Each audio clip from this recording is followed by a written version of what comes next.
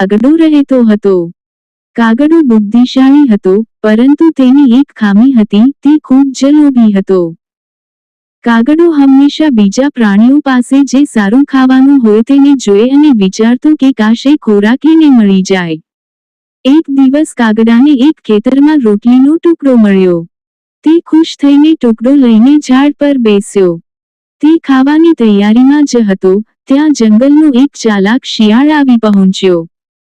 શિયાળે કાગડાને જોયો અને મનમાં વિચાર્યું, આ ટુકડો તો મને મેળવવો જ છે. અવતરણ ચિહ્ન. શિયાળે મીઠી વાણીમાં કાગડાને કહ્યું, અરે કાગડાભાઈ, તમે કેટલા સુંદર લાગો છો. તમારી પાંખો કેટલી ચમકે છે. જો તમારો અવાજ પણ એટલો જ મીઠો હોય તો તમે તો જંગલના રાજા બની જાઓ. અવતરણ ચિહ્ન. કાગડો અંદરથી ખુશ થઈ ગયો. તેને લાગ્યું કે હવે પોતાનો અવાજ બતાવવો જોઈએ. તેને તરત જ કા કરીને બૂમ પાડી. પરંતુ ચાંચ ખોલતા જ રોટલીનો ટુકડો નીચે પડી ગયો. શિયાળે તરત જ ટુકડો ઝપથી ઉઠાવી લીધો અને હસતો હસતો ભાગી ગયો.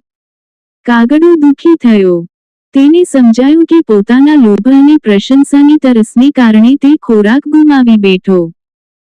એ દિવસથી કાગડાએ નક્કી કર્યું કે ક્યારેય વધારે લોભ નહીં કરવો અને કોઈની મીઠી વાતમાં આવીને ભૂલ નહીં કરવી. આ ઘટના જંગલના બીજા પ્રાણીઓ માટે પણ મોટો પાઠ બની. બધાએ સમજ્યું કે લોભ અને ચાપલુસી પર વિશ્વાસ કરવાથી નુકસાન જ થાય છે. નૈતિક શિખામણ. લોભ માણસને મૂર્ખ બનાવી દે છે. ચાપલુસી પર વિશ્વાસ ન કરવો જોઈએ.